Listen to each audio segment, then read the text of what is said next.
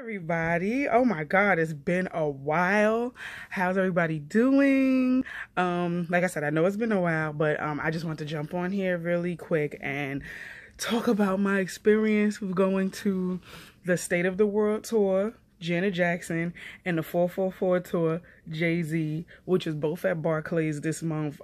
Janet's was November 15th and Jay-Z's was this past Monday, November 27th. So I just want to talk about my experience because this is the first time I've went to a concert in years. I think the last concert I went to was the Scream 3 tour with B2K and everybody. But like my experience at seeing Janet Jackson, because Janet Jackson is my idol. I have loved that woman since I was yay high. Like, got the shirt on and everything. First of all, Rhythm Nation is my favorite Janet song. Like, hands down, my favorite Janet song. I was going to dress up. I was going to do Rhythm Nation this year for Halloween, but it didn't work out that way. So next year, definitely, I'm going to be Janet Jackson, Rhythm Nation. But yeah, I'm going to start off with Janet's first. And, then I'll talk about Jay-Z's or whatever. But yeah, so boom, State of the World, Janet Jackson. Oh my God, when I say that woman is phenomenal. 50, what? How old is she? 51? 51 years old, and that woman does not miss a beat. Like, you would not think that she just had a baby because she is, her snapback real. Like, she looked so good, and in person she is, first of all, she's little in person. She is little in person, but oh my God, beautiful in person. Like, I had really good seats, and then I kind of have to hook up at Barclays, so the seats that I was in, I was able to go down a little bit closer to the stage, not super close, but close enough, and I was able to see like everything. The only thing I couldn't see was the screens. She had 3 screens behind her, and like, you know, when she would do, well, she didn't really have any intermissions. She just had, like, you know, special effects, because I mean, if you've ever seen Janet Jackson change her clothes or whatever, when they go behind the scenes of her changing her clothes in between performances, she changes clothes like that. So she didn't have any intermission. She didn't really need any either. But the only thing I really couldn't see was the 3 screens she had in the front. But I was able to see somebody else was there, and I saw it from theirs. And her graphic effects and everything was really, really dope. But I loved first of all, she had on black the entire concert, with the exception of when she was singing That's the Way Love Goes. And she was singing like her slow ballad songs. She had on like it looked like a t-shirt. It was like a plaid shirt she had wrapped around her hips, and like some jeans or something, and like boots or whatever. And then she took her, because she had like a real long ponytail, like this kind of hair. Well, not this kind of hair. I'm pretty sure hers was more expensive than mine. But, you know, it was like curly, like wavy hair. And it was a long ponytail that she had. When she started singing the ballad, she wrapped her ponytail up in a bun. But then when she came back out to like finish off the concert, she let the ponytail back down. So I was just in there jamming. Like, the first song she came out to was Knowledge. Oh my God, I love Knowledge. And if you don't know the song Knowledge, oh my God, go to YouTube right now and type in Janet Jackson Knowledge. That song is so hard, because every single thing she says in that song, first of all, the entire Rhythm Nation album, okay? Everything she say on that album is relevant today. Talking about race, talking about children not being able to, you know, not being able to live. Like, you remember back in the day with our parents, we could stay outside all day. As soon as the street lights came on, you had to be in the house. You can't do that today with these kids, because nowadays people snatching up kids, there's sex trafficking, there's all kinds of craziness going on in this world. So it's like, you really have to have a tight leash on your kids because of the craziness that's going on in this world. And her Rhythm Nation album is very, very relevant to everything that is going on today. And Knowledge is specifically Knowledge and Rhythm Nation, but Knowledge specifically touches on issues of race, issues of bigotry, issues of segregation, issues of illiteracy. Like, that song is like, she say in the song, if you want to be is it in the know? If you want to be in the know, you got it. No, if you want to be in control, you got to get yourself in the know, get the knowledge. And then she say, that you really want? You need the knowledge. Do you really want? Like, she's basically saying, open up a book, you know, research, find out how you could be a leader in this world instead of a follower. And when she came out to that song, I lost it, because that was the first song she came out to, and we was waiting for her. So when the beat dropped, we all got hyped. Next thing you know, she appeared behind the screen. I lost it. When I'm finished with this video, I'm gonna put my Snapchat. It might be double snaps because my connection in Barclays was very choppy. Like, the closer you got to the stage, the worse your connection got. So I apologize in advance, because I know it's like double snaps or whatever posted, because I was posting like crazy in Barclays. But yeah, I'm gonna put my Snapchat, my Snap videos, I'm gonna put them at the end of this video so y'all can see or whatever, and y'all can hear me acting a fool and throughout the whole thing with her and Jay-Z. But yeah, I lost it. And like, she performed all her hits, and it's like, at one point she even mixed a couple of songs together. Like, I never would have thought that That's the Way Love Goes and Aaliyah's Rock the Boat would sound as good as it did together, but it did. She put them together. She was singing That's the Way Love Goes over the Rock the Boat beat, and it sounded so nice together. Then she basically you know, she did, like I said, she did all her hits. Oh my God, when she did Rhythm Nation, I lost it. I was about to go in the aisle and bust out the whole dance, because y'all know I know the whole dance. I know the whole Rhythm Nation dance. I don't play. But yeah, she performed all her hits, like I said. Like, she performed Control. She performed, I think, What Have You Done For Me Lately? She performed Nasty, When I Think of You, and a few songs off of her Unbreakable album. She performed Burn It Up. She performed Damn Baby. Black Eagle was the last song she sung, if I'm not mistaken. She performed New Agenda. Let me say this. When I was younger, I used to listen to the song New Agenda, not really understanding the lyrics. But now that I'm older, I understand everything she's saying. New Agenda is off of her Janet album. And that song basically talks about women, black women, not getting a fair shot at anything. Like, we don't have a fair shot at jobs. We don't have a fair shot at living. We're not equal to men. It's about equality for black women. And she says, like, the first opening line she says is, history hidden from me to hide my identity, so I never feel I am somebody. Like, that song is so deep. YouTube that. If you never heard the song, that song is deep. But a lot of the stuff that Janet was saying and singing and saying, relevant today.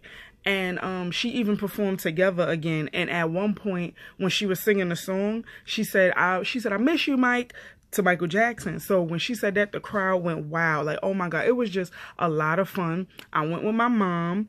My sister actually bought the tickets for me, because my sister works at Barclays. So she was the reason why I was able to move up a few rows in the Barclays. And, you know, it was just a fun. It was so much fun. It was so much fun. I enjoyed myself. I was just so happy because, you know, my sister and my mom, they bought me the tickets for Janet and Jay-Z for my birthday. My birthday is next month. So I lost my mind when they told me that they got me the tickets. And I'm just so happy I got to see Janet in concert. And, you know, I can't wait for her to come out with another album. I can't wait for her to do another tour. One more thing before I end Janet and go to Jay-Z.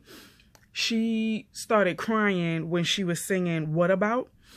And that song is basically about domestic violence. Now, from what I was told and from what I read, that Janet's last marriage, her most recent marriage, from what I read, she was being abused her entire marriage. And like, a lot of people feel away because they're saying, oh, she married the dude for money, because if she'd have stayed in the marriage for 5 years, she got a certain amount of money and blah, blah, blah. And I'm like, why would Janet do something like that? Janet is worth That lady is worth billions, trillions, fulfillions, shabadulurians of dollars, okay? So I don't feel like she married dude for money. Like, I guess, I mean, I don't know, because Janet's track record with men hasn't been the greatest. Like, her marriages and her relationships, she's always kept pretty private, which is a good way to go. Because I think that when you keep your relationship more private, you have a better understanding and a better, it's like a better way of living with your significant other. So I don't think she married that man for money. I think she genuinely loved him or whatever, and you know, stuff just didn't work out. And like a lot of women, if they've been abused before or they've been taken advantage of before, you have like what's the syndrome called? I think it's called Stockholm syndrome, where, you know, that's basically all you know. You don't speak up about it until you're out of it. And I mean, it happens. So one thing I hate about when people say that they have been abused, people always blame the victim but never blame the abuser. And that's what doesn't sit right with me. Like, you don't know the type of trauma that woman has been through if she was married, if he was beating on her in the marriage, like, you know. So it's like, have some type of empathy. But I know I did, because when she started crying, I was like, it's all right, Janet, it's okay. That's all I was saying. But that What About is a very powerful song, because it's like, you know, he's asking her to marry him and she's thinking, you know, well, what about the time you put your hands on me? What about the time you said no one would love me? What about the time you put my self-esteem down? Like, that's a deep song too. That's another song. If y'all don't know that song, YouTube that as well. What About? It's from the Velvet Rope album. But yeah, all in all, I enjoyed myself. Loved the concert. Now I'm gonna talk about Jay-Z. Hold on. Be right back. I'm back. As you can see, I changed my shirt for Jay-Z and the 444 tour. So, went to the 444 tour this past Monday. Had the time of my life, okay? Anybody that knows me personally knows how much I love Jay-Z. I have many reasons, many connections as to why I love Jay-Z. First of all, my father grew up in Marcy Projects. From what I was told, Jay-Z knew my father. Jay-Z looked up to my father growing up. Don't know how true it is. I'm just telling you what I was told. I'm trying to find out these facts for myself. But I was told by a cousin of mine, Jay-Z looked up to my dad. My dad knew Jay-Z. My brother met Jay-Z. I'm mad about that. Because I haven't met him yet. But yeah. What else? Me and Jay-Z have the same birth month. His birthday's December 4th. Mine is December 30th. What else? Right now, currently, I live on Marcy Ave. Marcy Projects is where Jay-Z grew up at, or whatever. I'm from Bed-Stuy. Jay-Z's from Bed-Stuy. You know, I love Biggie. You know, Jay-Z and Biggie were best friends. Like, it's just so many things that, like, ties me to, like, Jay-Z. And it's just, I'm just like, you know, I know at some point in my life, I'm going to meet this man. I know I'm going to meet him. So, the 444 tour. First off, when I got there, again, I had pretty good seats, like, because Jay-Z, the stage for Jay-Z was right in the middle of the venue. So, you know, everybody could see him. It's not like, you know, he was in the front and people on the side. Nope, everybody could see him. And he had like a circular stage, and he had like 4 like triangular type screens. So each time he performed, they moved. They would move this way, they would move that way. Like, it was crazy. So first, before he performed, Vic Mensa opened up for him. I don't really know much about Vic Mensa. I remember seeing him on an episode of Wild 'N Out, and I thought he was a pretty dope rapper then. But, like, I heard, like, some of the stuff that he was rapping, he's, like, spoken word, kind of, sort of. And I liked it. Like, he, you know, he had, you know, he warmed up the crowd pretty good. Like, you know, so, like, now I'm thinking I need to look more into his music. And, I mean, it also helps that he's, like, easy on the eyes, because he's a very handsome, cute guy or whatever. But, yeah, I think he's gained a new fan because some of the stuff I don't know the songs that he was rapping. I just know the beat and like the lyrics and stuff was catching my attention. So gotta look up some Vic Mensa. You know, chronology. Hope I said it right. But yeah. So after he finished performing, the lights went off. You know, when the lights go off, everybody gets hyped. And the screen started moving. So we see Jay-Z on the screen and whatever. So then he comes, the screen started moving like closer to the stage and the stage started rising up. So as that's happening, Jay-Z comes from the bottom of the stage to the top and he comes out to kill Jay-Z from the 444 album. I was like, yes! Check on me! Again, I'm going to put my snaps at the end of the video. When I edit it, I'm going to put my snaps at the end so that y'all can hear me acting a fool or whatever. I have no shame. I don't care. I am a Jay-Z fan. I don't care. So he performed all his hits. He performed a lot of songs from the 444 album. The 444 song, he said that that's a tough song for him to perform. Every time he performs it, it makes him emotional. And I mean, we all know that the 444 song is about him cheating on Beyonce. And the thing I like about that song is that you can tell that he's very sincere in everything that he's saying. He's apologizing to Beyonce. He's apologizing to the women he messed with before and during his marriage to Beyonce and how he treated them bad or whatever. So, I mean, I get why it's an emotional song for him to, you know, do. He performed Smile. He performed Bam. He performed Family Feud. He performed Story of OJ. Oh my God. Story of OJ is me and my mother's song. Again, my mom went with me to the concert. And at first we were sitting at a section not far from the stage because you had the floor seats and then you had the section here and then my section was right here.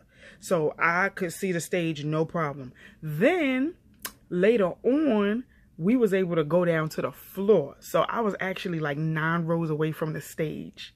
It was awesome. And I was getting it in. Like every song that he rapped and he said, I was killing the words. Oh my God. He did, what did he do? He did Jigga My Nigga. I Just Wanna Love You. I said Family Feud, Story of, he did Smile, Big Pimpin'. He even did he did I Love the Dough, and he let Biggie's part play. He also put on for Biggie, he put on Juicy, because you know it was Brooklyn's from the, you know, he did it for Brooklyn, so he put on Juicy. What else? I'm trying to think. He did, oh my God, he did You Don't Know. When he did You Don't Know, I lost it because You Don't Know is my song. He did that. He did Niggas in Paris. He did No Church in the Wild. What else? Run This Town. Empire State of Mind. Oh my God, I went in when he did Empire State of Mind. What else? Bam. I think I said Bam already. If I didn't, he did Bam off the 444 album. And what else? Because he did so many of his hits. And I'm really trying to think. I hope I'm not forgetting any. But if anybody went to the tour and you know his set list or whatever, correct me. Put it in the comments. I can't remember right now. But yeah. What else? The last song that he did was Numb Encore. And when he did that song, he basically shed light on mental illness because, you know, I think he was the lead singer of Linkin Park, Chester Bennington, committed suicide this past summer. So, you know, he did Numb Encore in tribute to him, and he shed light on mental illness, basically saying, you know, mental illness is not a game, you know, check on those who just check on each other, because you never know what kind of demons people are battling, which is what I said in a video that I did months ago, because as you guys know, I suffer from anxiety and depression. You know, recent months since I did that video, that was in May, it's now November, I would say complete 180, you know, in my personal life and in my you know, as far as my mental illness goes. Like, I still get my little spurts of anxiety, but it's not as crazy as it was the beginning of this year. Like, I feel like it calmed down a lot the end of this year, but the beginning of this year, it was just too much.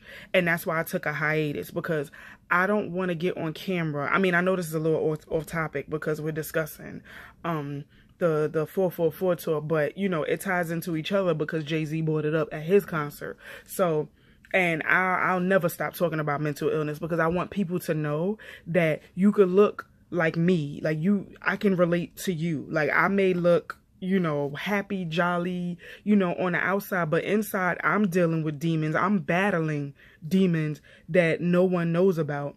And I think that goes for everybody. So don't sweep it under the rug. If you feel a way, talk about it. Therapy is fine. Don't let anybody tell you otherwise. Mental illness is not something you could just pray away. It's not something that you sweep under the rug. It's not something that you know, put a cover over. No. It is okay to ask for help. It is perfectly fine. I promise you, it's fine to ask for help. And anybody that tells you otherwise is a goddamn lie. And I'm telling you that from experience. I go to therapy weekly. I don't care. I am not ashamed to say it, because people always need someone that they could talk to. And me, I have no problem expressing myself. And I'm the type of person, I have empathy for people. So if you tell me your story, I try to put myself in your shoes and see how I could handle it. Because I know some people, they feel like their feelings don't matter. I'm one of those people who get treated like my feelings don't matter. So now I'm opening my mouth and I'm standing up and I'm saying my feelings do matter. Hey, hello, I'm here. Hi, you know? So people with mental illness, people in general, just check on each other. Check on each other and love each other. And that's the message that Jay-Z was giving. He was talking about that, you know. Naturally, the 444 album is about financial freedom, racism, you know, and that album is so hard. I love it.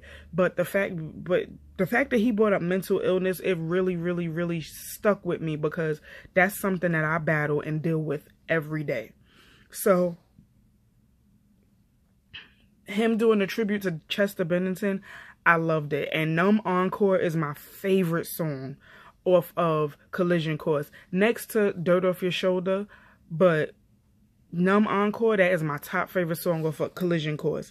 And I love the fact that he brought up mental illness. I love the fact that he said that you know, it's time for Black people to come together, stop hating each other, love one another, because we're one of the most dominant, beautiful, intelligent races there is. And when he said that, the crowd went crazy. And let me just say this. When we went to the concert, now mind you, Jay-Z was there 2 nights. He was there the Sunday and he was there that Monday. I went to the one that Monday. So from what my sister told me, they were fighting at the concert Sunday night. So the ushers and everybody that worked there was worried about Monday, you know, Monday's concert. So me and my mother get there and we smell weed. And I'm like, people in here smoking? Now, mind you, Barclays is a smoke-free building. Everybody in there was smoking, blunts, Black and Milds, all of that. I'm like, yo. So when me and my mother was sitting up at the section, we could smell the weed, but it wasn't as, you know, potent. When we got moved down to the floor seats, oh my God, it's like the further we went down, the cloudier it got. Like, I think I caught contact at one point. I was like, this is crazy. Even the guy that was sitting next to us, he had a Black and Mild. I was like, I cannot. People was drinking. People got there drunk. It was this white guy knocked this girl drink out her hand. I was like, I can't. Me and my mother was like, look at this ratchetry here. But yeah, overall, I enjoyed myself. Both concerts. State of the World 444. If you haven't been and you're going, let me know. You can share your experience with me in the comments. If you have been, share your experience with me in the comments. If you, well, I mean, I don't know if the tour hit your city yet, or if it hasn't. If the tours hit your city yet, if it hasn't. But like I said, I'll put my snaps at the end of this video so you guys could see my experience and listen to me acting a fool or whatever. But yeah, but I'm just sharing my experience. I'm just so happy. I am so genuinely happy that I got to see two people that I love in concert. Now, only person I need to see in concert is Beyonce. I need to see her in concert, and I will see her in concert because God willing, I'm gonna make sure I do. Next tour she have, I'm going to. That's it. I don't care, because I've seen her in concert, like on TV. Like I've seen I think the last concert I saw was her and Jay-Z, the On the Run tour. And then before that, I think I got like a couple of her concerts on DVD. I think I have the I Am Yours tour on DVD, but I want to see her in person. I would love to see Beyonce in concert because I know she gives nothing but the best in her concerts. And I was really upset. I really want to go on the Formation World tour. I think she did that last year. I really want to go on that tour. I wanted to go to that tour last year, but it didn't work out that way. But there's always a next time. But anyway, thank you so much for watching. Please like, comment, and subscribe. I am slowly but surely working on getting back into video blogging. Like I said, I had to take a hiatus and I had to deal with my personal life and a lot of things going on. I'm still dealing, but I'm hoping, fingers crossed, pray for me, I'm hoping to be back on YouTube and video blogging in January. And I think I'm just gonna have a fresh start, starting with the tag videos. A new Love and Hip Hop is coming on in January, so I'm thinking about reviewing that.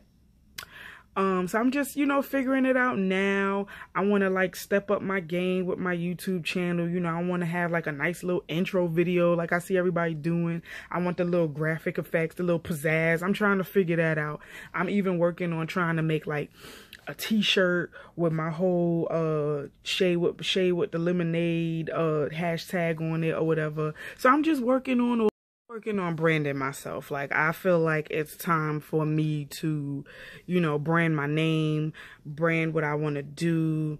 Like, video blogging is like, it's a hobby for me, but I feel like branding yourself is, always good. It's always good to brand yourself. It's always good to have something, with your name on it. And I really want to brand my name. I really want to brand my name, slogan, like trademark stuff, I want to do something for me. It's about damn time, okay? But yeah, I'm just working on all of that. Just please bear with me, but I really am trying to come back in January, and I'm trying to come back hard. So I'll be doing little videos here and there, like between now and January, but nothing weekly. Like when I come back, I'll probably come back in December to do my last vlog of the year, and then come back in January to do the first vlog of that year. That's what I usually do every year, no matter what. Even if I didn't really vlog, all year, I always make sure I do those vlogs at the end of the year and the beginning of the year. So yeah, thank you so much for watching. Again, like, comment, subscribe, tell a friend to tell a friend to tell a friend, and I will see you guys next time. Later.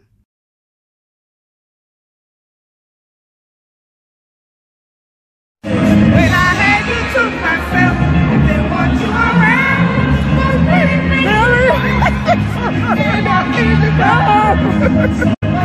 Let me show you eat. You hungry? Take a second look. Oh, baby, give me one more chance. Won't you please let me back to your heart? Oh, darling, I was trying to let you know. But now since I see you in his arms, yes, I do now. Ooh, ooh, baby. Yeah, yeah, yeah, yeah. Such a simple life. Go, Jay!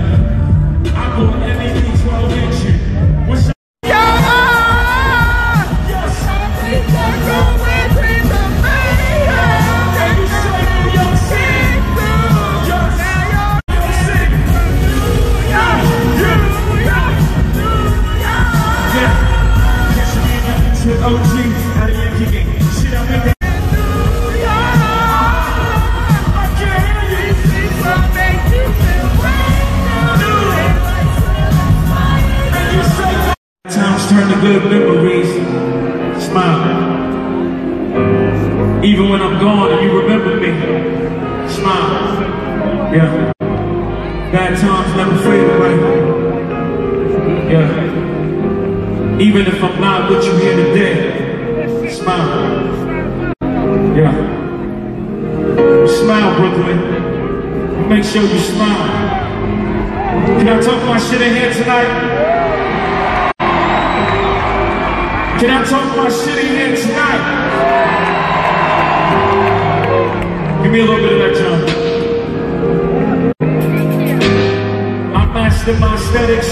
I know you often heard me wax poetic about being backs and flexing. Trust me, I was nothing. A nigga up in the hundreds of millions. I have no ceilings. Oh, it's that feeling. I'm that boy.